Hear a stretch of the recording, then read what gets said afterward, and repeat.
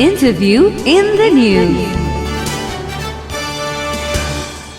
संग्रौलाज्यू यहाँलाई इमेज समाचारमा स्वागत छ। हस्, धन्यवाद, नमस्कार। तपाईहरुले अब अस्ति त्यो नीति तथा कार्यक्रम पारित गर्ने दिन जुन खालको खैला बैला भयो त्यसपछि तपाईहरुले एउटा माग राख्नुभयो, संसदीय मर्यादा विपरीतका शब्दहरू हटाइयोस् भनेर जोरदार रूपले माग राख्नुभयो। आज सभामुखले त्यो शब्द चाहिँ नै हटाउन निर्देशन दिनुभयो। सँगै सत्तारूढ दलका सांसदहरूले प्रयोग गरेका शब्द पनि हटाउनु पर्यो सभामुख महोदय भन्दाखेरि उहाँले त्यो पनि भनिसकेको छु, हटाउनु पर्छ भनेर उहाँले भन्नुभयो। भन्नुको मतलब त्यो दिन तपाईहरुले भन्दै हुनुहुन्छ प्रधानमन्त्रीले असंसदीय शब्द प्रयोग गर्नु भयो भनेर, यसको मतलब तपाईहरुले पनि त असंसदीय शब्दहरूको त भरमार प्रयोग गर्नु भएको रहेछ नि त्यो दिन। हामीले असंसदीय शब्द प्रयोग गरेकै छैनौँ। सरकारको नीति तथा कार्यक्रम 76-77 माथि प्रधानमन्त्रीले जवाब दिने क्रममा एउटा निम्छरो, कुण्ठा, आक्रोश शब्द प्रयोग गर्नुभयो।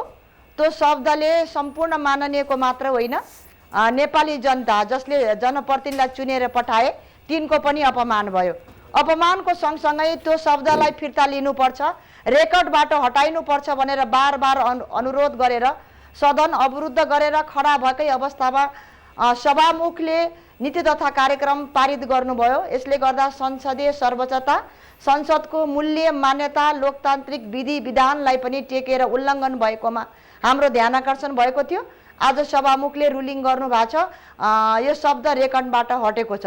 त्यसै कारणले गर्दा हामीले प्रधानमन्त्रीलाई प्रश्न सोध्ने क्रममा मर्यादित शब्द र चाहिँ उहाँले व्यक्त गरेका अभिव्यक्तिहरूलाई र जनताको जिज्ञासालाई चाहिँ ध्यानमा राखेर हामीले प्रश्न गरिरहेका थियौँ। अमर्यादित शब्द चाहिँ हामीले प्रयोग गरेका थिएनौँ। यो रुलिङको ध्यानाकर्षणको नियम कारण छ जस्तो मलाई लाग्दैन। हो, मैले अब जान्न खोजे, अब सभामुखले सांसदहरूको अभिव्यक्ति पनि हटाइएको छ भनेपछि प्रतिपक्षी सांसदहरू नै तपाईहरु नै बोल्नु भएको थियो। भन्नुको मतलब प्रतिपक्षी सांसदले पनि मौका पायो भने त्यस्तो खालको अभिव्यक्ति दिनो रहेछ भन्ने कुरा त आज सभामुखले जे निर्देशन दिनुभयो त्यसले त पुष्टि गर्यो नि। होइन, निर्देशनको कुरा होइन, सभामुखले अब अमर्यादित शब्द बोल्न पाइन्न भन्नुभएको थियो। नियम आपत्ति गरिकन सत्तापक्षको मान्यज्यूले यतिकै नि एउटा हुन्छ नि, एउटालाई लके पनि उनले पनि बोलेका थिए भनेर दोहोऱ्याउने मात्रै भएको छ। त्यस कारणले काङ्ग्रेस चाहिँ लोकतान्त्रिक संस्कृति र चाहिँ यो संसदीय लोकतन्त्रको हिमायती पार्टी हो के। अहिले रुलिङ जुन कम्युनिस्टको सरकार छ त्यो कम्युनिस्ट सरकारलाई पनि यो संसदीय लोकतन्त्रभित्र ल्याउने पार्टी भनेको नेपाली काङ्ग्रेस। तर अमर्यादित शब्दहरू, अपमानित शब्दहरू काङ्ग्रेसले कहिले पनि प्रयोग गर्दैन, यसमा दुविधा नै छैन, हामी स्पष्ट छौँ। डाक्टर साहब, तर जे होस् संसदको गरिमामा चाहिँ केही आँच आउँदै गएको छ, गरिमामा केही ह्रास आउँदै गएको छ, किन होला यस्तो? यो संसदको गरिमामा आँच र ह्रास किन आइराखेको छ भने अहिले मात्र यो घटना घट्या होइन के। योभन्दा पनि अगाडि चाहिँ जुन बेला पौष 21 गते सम्मान्य प्रधानमन्त्रीज्यूले सार्वजनिक महत्त्वको वक्तव्य दिनुभयो, त्यो वक्तव्य दिँदै गर्दा प्रतिपक्षले प्रश्न सोध्न पाउने प्रतिनिधि सभाको नियमावलीमा व्यवस्थै थियो।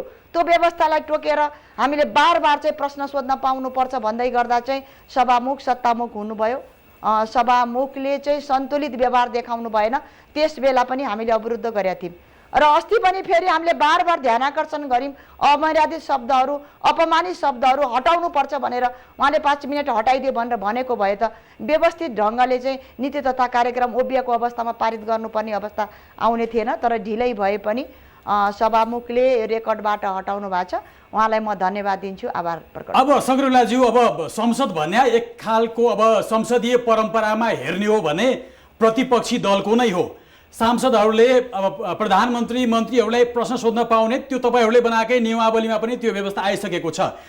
तर प्रतिपक्षी दलका सांसदहरूले पनि मन्त्रीलाई, प्रधानमन्त्रीलाई प्रश्न सोध्ने क्रममा कता कता एक खालको चाहिँ इगो झल्के जस्तो, अलिकति होच्याउन पाए हुन्थ्यो भन्ने जस्तो खालको अभिव्यक्ति आउँछ भन्ने कुरा अलिकति मानिसहरूले महसुस गरेको जस्तो पनि हामीलाई पनि लाग्छ। त्यो हेर्दाखेरि कतै तपाईहरु एकदमै चाहिँ अब जिम्मेवार प्रतिपक्षी बन्ने एउटा त्यो नाममा अलिकति तपाईहरुबाट पनि त्रुटि भइराख्या हो कि?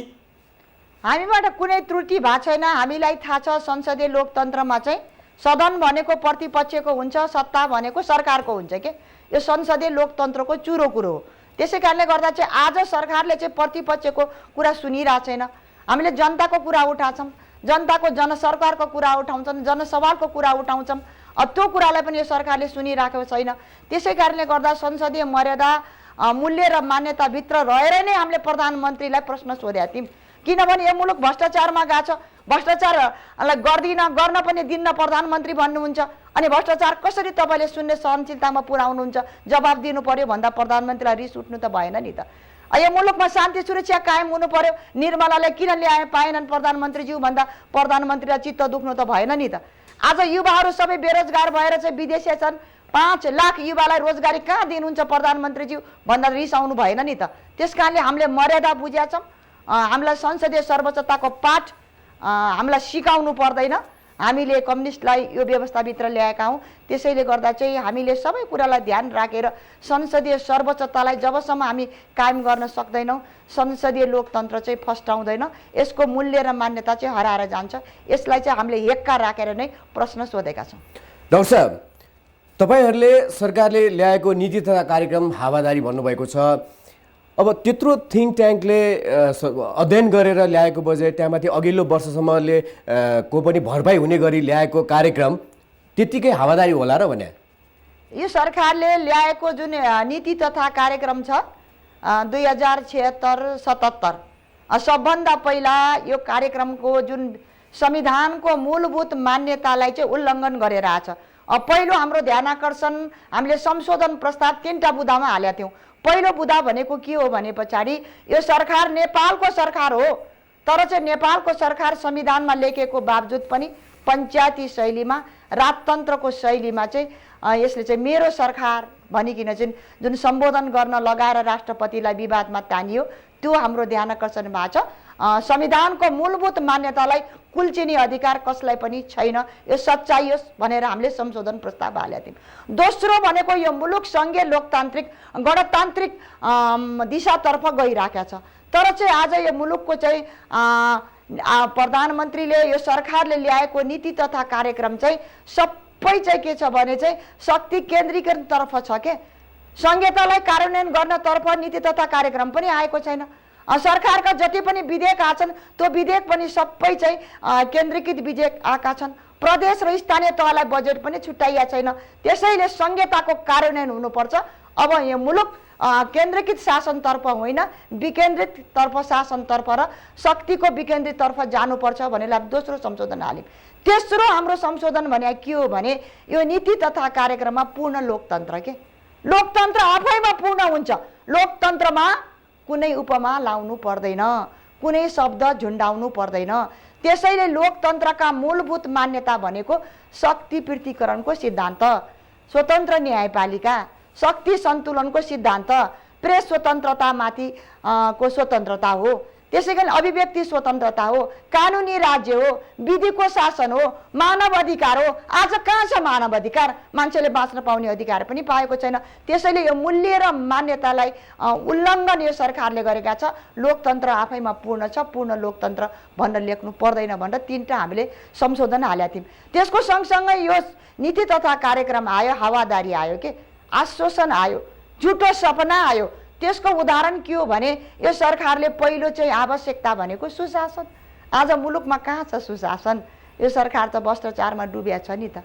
व्हाइट बडी विमानदेखि लिएर, ललित निवासको जग्गा खरिद काण्डदेखि लिएर, एनसिएलको कर छली काण्डदेखि लिएर, बुढी गण्डकी जलविद्युत परियोजनाको काण्डदेखि लिएर, मेलम्ची खानेपानी काण्डदेखि लिएर 33 किलो सुन काण्डसम्म आइपुग्दा सरकार त भ्रष्टाचारमा डुब्यो नि त। त्यसकारणले शून्य सहनशीलतामा पुर्याउने प्रधानमन्त्रीज्यू भन्नुहुन्छ म भ्रष्टाचार गर्न दिन्न, भ्रष्टाचार हुन पनि दिन्न, कर्मचारीलाई कसम खुवाएर चाहिँ भ्रष्टाचार निवारण हुन सक्छ भनेर हामीले चाहिँ यो नीति तथा कार्यक्रममा त्यो आछ। त्यसै कारणले शान्ति सुरक्षा पनि आज छैन। त्यसरी कृषिमा आधुनिकीकरण र यान्त्रिकीकरण भनेको छ। कृषि पनि परम्परा ढङ्गले चलिरहेछ। आज किसानहरूले मल नपाएर हाहाकार छ। सरकार पनि चाहिँ चिनीको गुलियोमा भुल्या छ। उद्योगपतिले किसानलाई चिनीको मूल्य कहाँ दिएछन्?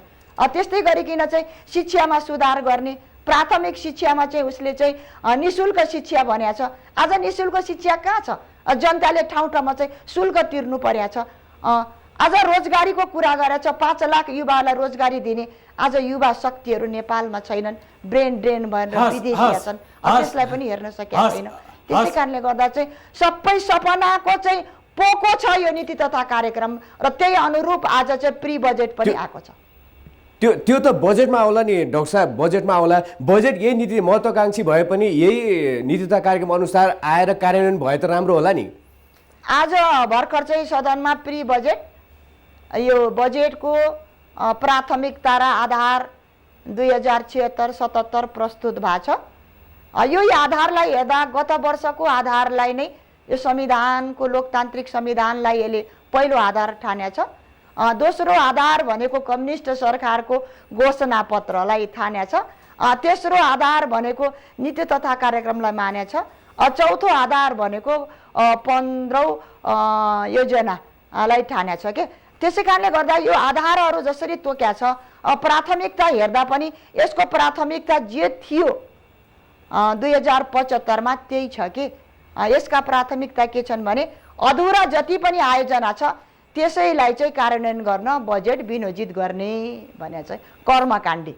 दोस्रो यसको कर्मकाण्डी के छ भने पछाडि यसले के भनेको छ भने पछाडि चाहिँ सबै नागरिकहरूलाई चाहिँ सामाजिक सुरक्षाको दायराभित्र ल्याउने, पहिला पनि त्यही थियो, त्यही निरन्तरता छ। तेस्रो यसले के भनेको छ भने चाहिँ समाजवादमा आधारित अर्थतन्त्रमा आधारित अर्थतन्त्र, आर्थिकलाई चाहिँ अर्थतन्त्रलाई डबल आर्थिक वृद्धि दर गर्ने भनेको छ। पहिला पनि थियो, अहिले पनि त्यही छ। आर्थिक वृद्धि दर त बढ्न सकेको छैन, शोधान्तर घाटा छ, व्यापार घाटा छ, त्यसकारण उत्पादनका वृद्धि हुन सकेका छैनन्। अर्थतन्त्र त त्यही अवस्थामा छ, त्यही कुरा ल्याएछ। अनि अर्को कुरा यसले के ल्याएछ भने चाहिँ युवाहरूलाई चाहिँ रोजगार दिने युवा साक्षात्कार कार्यक्रम भनेको छ, महिला सशक्तिकरण कार्यक्रम भनेको छ। युवाहरूलाई कसरी साक्षात्कार गर्ने त, युवाहरूलाई कसरी स्वरोजगार गर्ने भनिकन चाहिँ त्यो खालको बजेट पहिला पनि ल्याउनु पनि भावना मात्रै बाँडेको छ। महिला हिंसा अन्त्य गर्ने भनेको छ, महिला हिंसा कहाँ अन्त्य भएको छ त? निर्मला पन्तले न्याय पाएकी छैनन्। यही कुराहरू चाहिँ ल्याएको छ कि अहिले पनि चाहिँ प्री बजेटका प्राथमिकताहरू पनि कृषिमा आधुनिकीकरण भनेको छ, सञ्चारको विकास भनेको छ, औद्योगिकीकरण भनेको छ, यो वर्ष 2000 चाहिँ पर्यटन वर्ष बनाउने भनेको छ भन्ने मात्रै हो कि कार्यान्वयन पनि गर्ने हो, त्यो अनुसारको बजेट पनि ल्याउने हो, त्यो ल्याउन सकेका छैन। हस् डाक्टर साहब, हामीलाई समय दिनुभयो यसको लागि यहाँलाई धेरै धेरै धन्यवाद। हस्, धन्यवाद। Interview in the News.